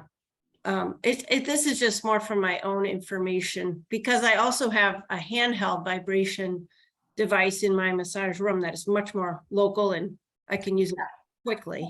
Yeah, and actually, so funny. Like I said, I hate those massage guns. I think they're too intense.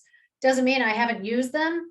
I have used them, and I've used them on sort of those super armored bodies, those men who are super armored. And I'm like, I ain't breaking my shoulders for you. So let me get the gun and let that stupid thing do the work.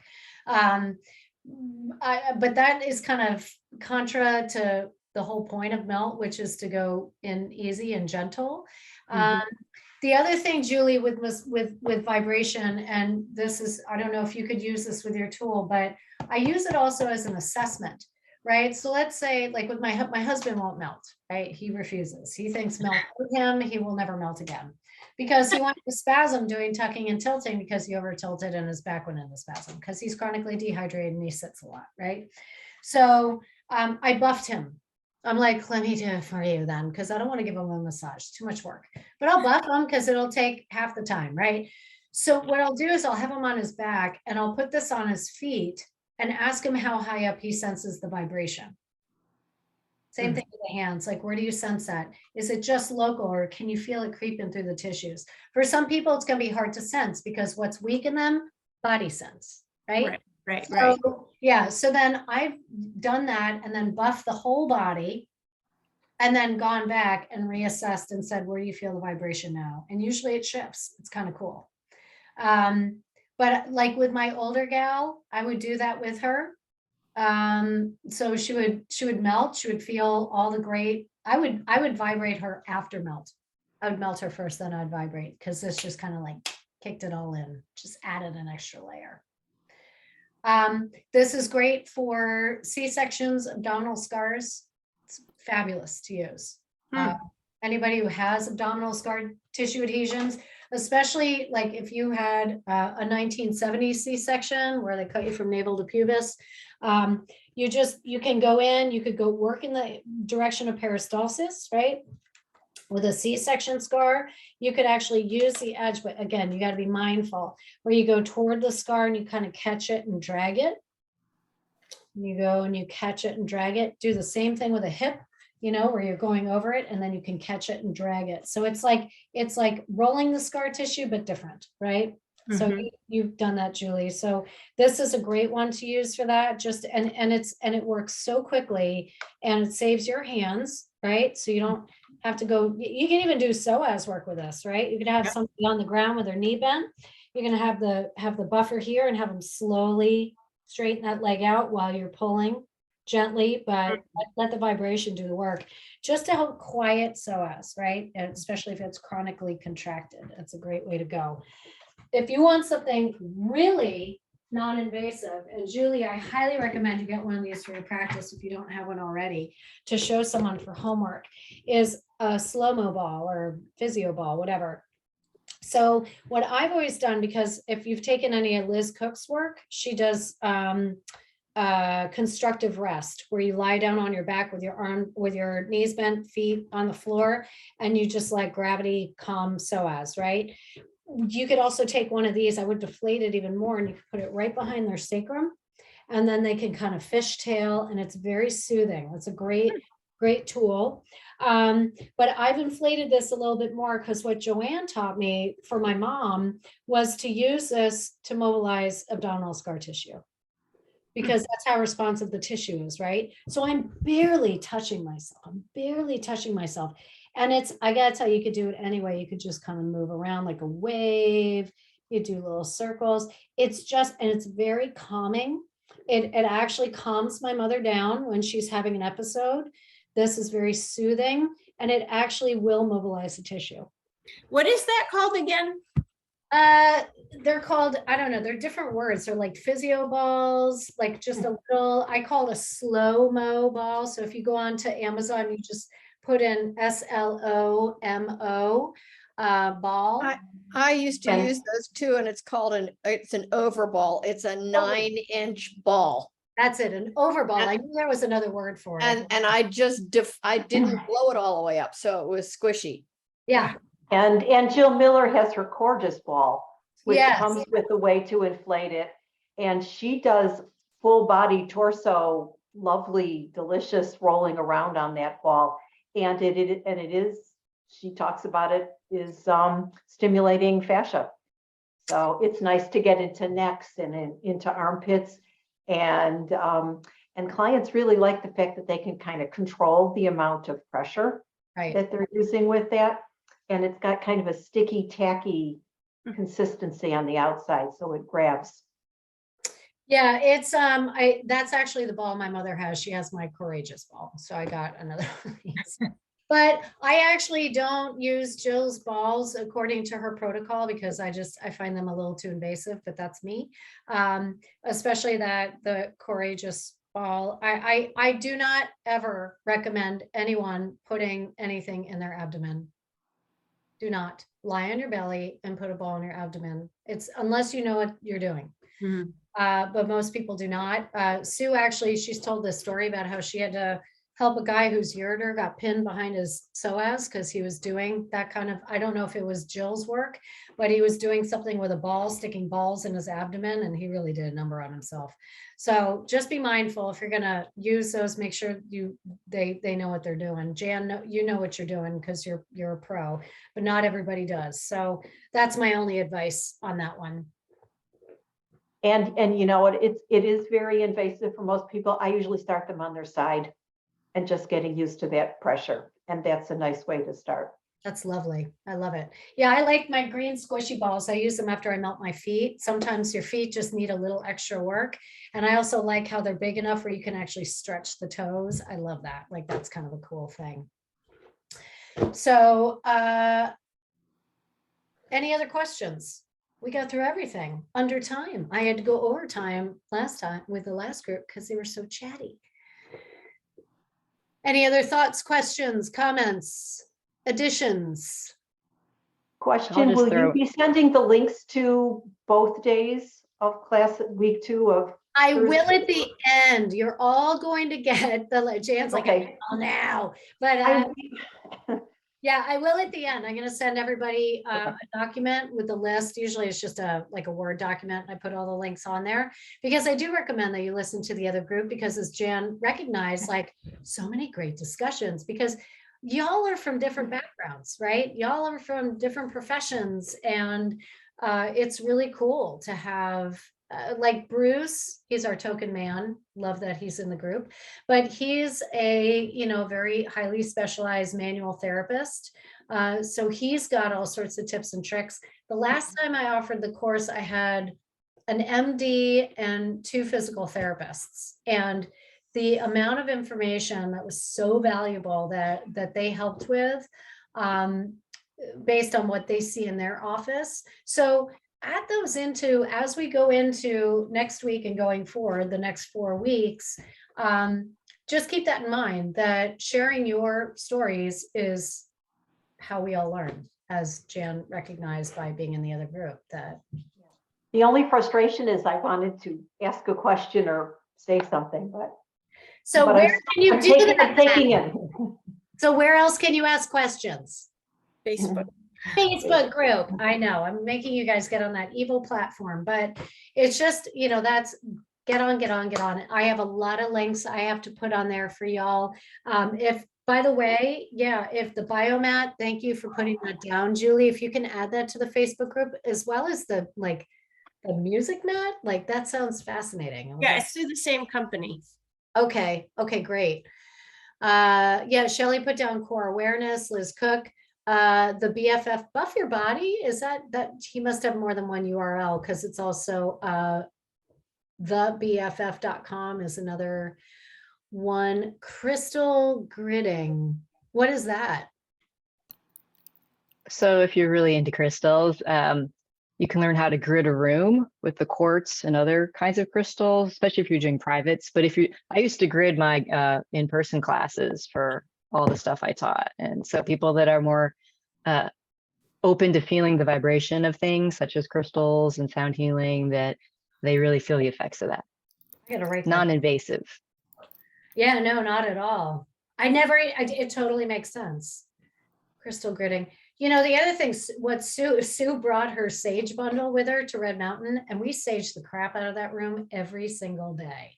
And I loved it. It was great. And I did one of the classes I did at Red Mountain. I'm going to add it to, if any of you guys saw my email this morning about mocktails and melt, there you go. There's another fusion.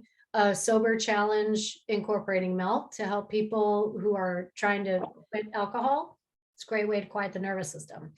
But I did this sort of melted meditation where I talked like this through the whole thing, and I had the journey box going on, and I had, it was the simplest map. It was rebalance. I think I did a little upper body compression.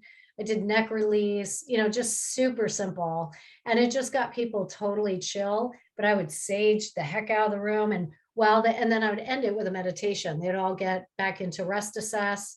I'd have them reassess, and I'd say, okay, get a bolster or blanket if you want for this portion of the meditation. Turned up the journey box. And I went around and I just saged the hell out of everybody. And it was really cool. Everyone really liked it. You would have thought, if you didn't know what sage was, that we were having like bong hit party or something, but I love that idea of crystal gridding. I could have added that, and that would have been great too. So can you add that, crystals, as an enhancement to the Facebook group, Emiko? Would you mind doing that? That'd be amazing. Any enhancements you have, like share the love. I have this thing of crystals in here, and I desperately need to clean them, and I did not do that on the last full moon. But like, I don't know what I need a book, because I don't know what this is. What is that one? It's green. Can you see? Oh, it's hard to tell what kind of green that is. But any crystal book usually is organized by color, so you could try to match it. Oh, good to know. Is it the Crystal Bible? Is that the one? Like, I love that one. Hers isn't. Yeah, Judy Hall has a lot of great books. They're all kind of different though. So some are by color, some are just by alphabetical order, some are by for what part of the body. That's heart chakra. So if you look up heart chakra stones, you could probably figure out which one it is. Do you do any courses in crystals or anything like that? Like education? No, I'm just a big nerd. Well, I just on the crystals. Create your own. I would totally sign up. If you do a workshop, I will sign up for a crystal workshop. If you can help me understand what, there you go. I just gave you, see, an idea. And then you can melt us all afterwards. There you go. Virtual crystal gridding melt map. Ooh, all right. Fusion. Let me actually put that on our list so that we have it. Crystal gridding. Would you use that journey box for the whole melt class or just at the end? I did it for the whole class. For that particular class, I did. I wouldn't use it for a neurostrength class. But Sue is starting to use it in all of her classes. She posted one on the, I think on the Facebook group, where she just recently taught at Equinox, and she used the journey box through the whole class. She did a full foot treatment too on the Facebook group. Yep, we did that at Red Mountain. It was amazing. Yeah. We used every single ball in the foot treatment, including both soft and hard small ball. So it was like longer than usual foot treatment, and it was amazing. And we did this, and then it like suddenly stopped. And Sue was like, I don't know what just happened to my journey box. And I was like, it ran out of battery. And I like ran up and I plugged it in and fired up again. So anyway, kind of like stepped on the jam, you know, because we were all like in the zone. But yeah, so the journey box is like my favorite companion on that. So there you go. Crystal gridding with a journey box melt map. Sign me up. I'd be all about that. All right, well, we're past, yeah. Oh, sorry, one more quick thing. I just wanted to touch back with the dyspraxia. Yes. thing with John Sharkey. So it's a pretty common disorder in diagnosis in like the UK. So my daughter-in-law works with a group of dyspraxic young adults, Mhm. and it's a coordination disorder. So Okay, that's what it is. developmental disorder, a lot of times there's ADHD or other other comorbid things that go with it. Delays in sitting, walking, and they just have a coordination challenge. So Do you think that maybe just like what Denise was saying, do you think that's maybe those are people who don't crawl as babies as much? Maybe they're skipping that development? it could very well be. So she reached out to me to teach Melt to them, and I'm connecting her with someone in the UK because I think it will translate better. There's just a little cultural difference between here and the UK. So I think having a teacher local there will help, but she's going to have them use Melt, just small one, that one brilliant tool we have. Have you talked to Nicola? Have you talked to Nicola about that? I haven't talked to Nicola yet. I've talked to, there's a gal that's pretty close to where she lives.